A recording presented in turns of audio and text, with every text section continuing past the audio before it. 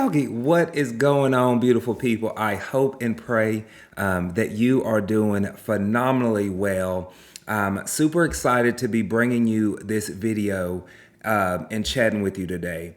One of the absolute biggest questions that I get asked is, how did I get started in real estate investing? Particularly, how do you get started with wholesaling real estate? As some of y'all may know, I've been in real estate investing for about 5 years. When I first started, I started specifically with wholesaling real estate. And just my first year alone, I did multiple six figures in just wholesaling alone. That's not including any of my flips and rentals and things of that nature that I did my first year. Okay, so I put together a 5-step process for you, really simple to follow, on how to get started with wholesaling real estate. Okay, I've also created a PDF that you'll be able to download. I'll put the link in the description for you to sign up and download your free PDF on this 5-step guide to getting started with wholesaling real estate. So let's dive into the 5 steps and I'll kind of explain them more in depth here. All right. So step number 1 when it comes to wholesaling real estate is we need to find motivated or distressed sellers. Okay. This is very, very, very important here that we find motivated or distressed sellers. What I mean when I say a distressed seller, I mean this is somebody that is going through a situation in their life and they feel by them selling that property provides a solution to the problem that they're going through. Okay? I want that to sink in for you a little bit. The only way that somebody is going to take a discounted price for their property is, again, they have to be going through a situation in their life, whether this is divorce or foreclosure or tax delinquent, or maybe they are already living check to check and they just lost a loved one and now they've been burdened with a whole new property that they can't even maintain, right? So we are looking for somebody that is distressed or motivated, okay? And you can simply pull data for some of these motivated sellers.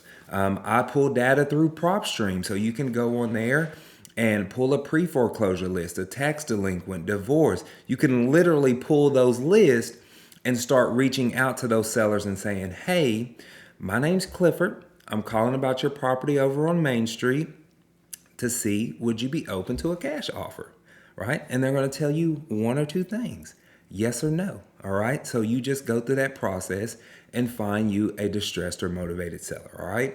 So that's step number 1. Step number 2 is we have to actually get that property under contract using what is called the golden formula, okay? This is 70% of the ARV, which ARV stands for after repair value, all right, minus repairs, okay? So when you're calling those sellers and you have somebody that says, yes, I'm open to a cash offer, you're going to have a conversation with them. You're going to get all the details on the property. Then you're going to run your comps, leveraging platforms like PropStream. There's tons of them out there, okay, of different platforms. And then you're going to take whatever that ARV is. Let's say, for example, it's $100,000. All right. Then you're going to times that by 0.70, which is going to give you 70,000 minus the repairs that are needed on that house. So let's say that a house needs about $20,000 in repairs. So I'm going to take 100,000, multiply that by 0.70. Okay, going to give me 70,000 minus 20,000 for the repairs. That gives me a total of 50,000. That is going to be my offer to the seller, my offer to the property owner. One thing that I want you to know about this golden formula, it is not a Cowboy Clifford made up formula, okay? You can literally Google what the golden formula is for real estate investors, and this will come up, okay?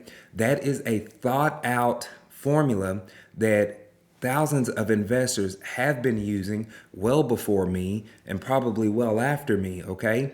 Because that formula accounts for so many things, all right? From getting private money lending to carrying costs to utilities, etc., okay? So make sure that you are following that golden formula, right? So now that you have a seller who is distressed, you made your offer, you got that property under contract. Okay, that's one phase of the scenario. Step 3 is going to be actually finding an end buyer. So this is going to be an end buyer of somebody that wants to bring that $50,000 to the closing table so that they can actually buy that discounted property. All right.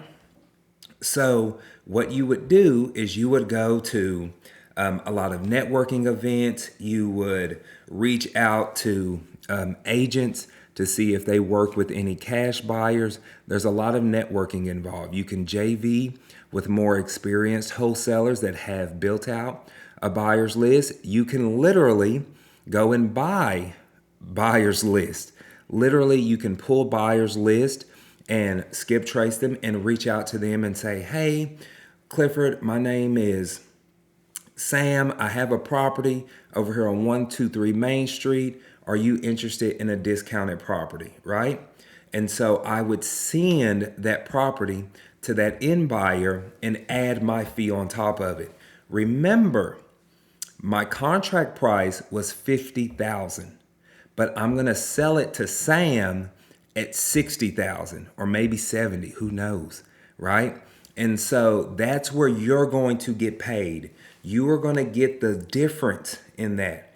So your contract is 50, you assigned it or sold it to an end buyer for 70,000. So you're going to get that $20,000 check, okay?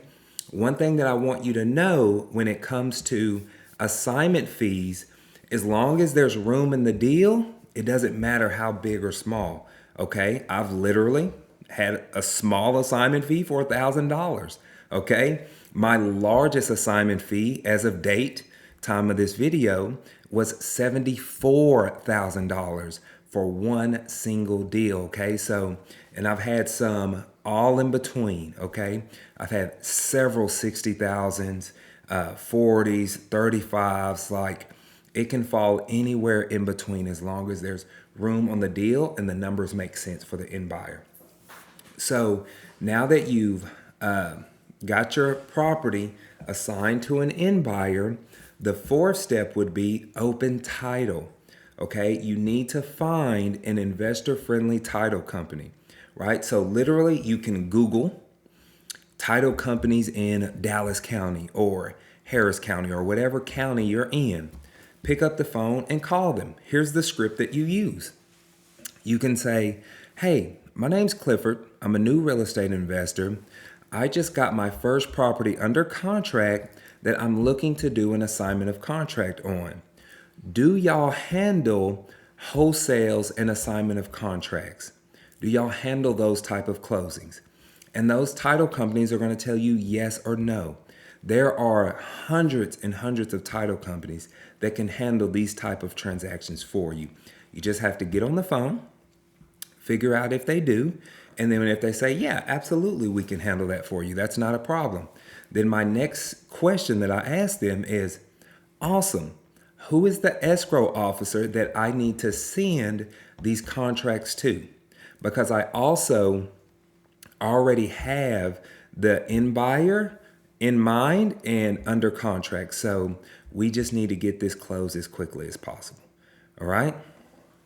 So now that you found an investor-friendly title company and you send everything to them, the fifth and final step is just making sure that you get that to the closing table.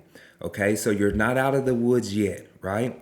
You have to coordinate back and forth with the title company to make sure that they have everything that they need to facilitate a smooth closing.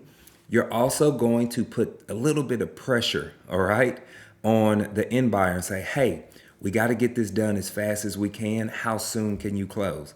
You know, your end buyer may say, hey, I can close next Friday. Okay, perfect, right? I'll call the title company and say, hey, our end buyer is ready to close next Friday. Is that possible to get that closed in time?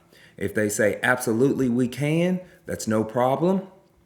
I'm going to call the the original seller, excuse me, and say, hey, Mr. Seller, we are ready to close this Friday. Title company said they're going to have everything ready for us for Friday. I just want to make sure that time works for you. Okay. And then you just facilitate that closing. When it all closes in funding, guess what? You're going to get a wire in your account for $20,000 or whatever you assigned it at, right? You get what I'm saying. The difference there, okay? So super simple. Follow these 5 steps and get on your way to closing deals and making money, okay? Please, if you got any value out of this, hit the like button for me, hit the subscribe. I'm trying to put out a lot more just useful tips like this that will help you get going on your real estate investing journey. If there's a video that you want me to do, leave a comment below. And again, be sure to sign up and get your PDF for your 5-step process.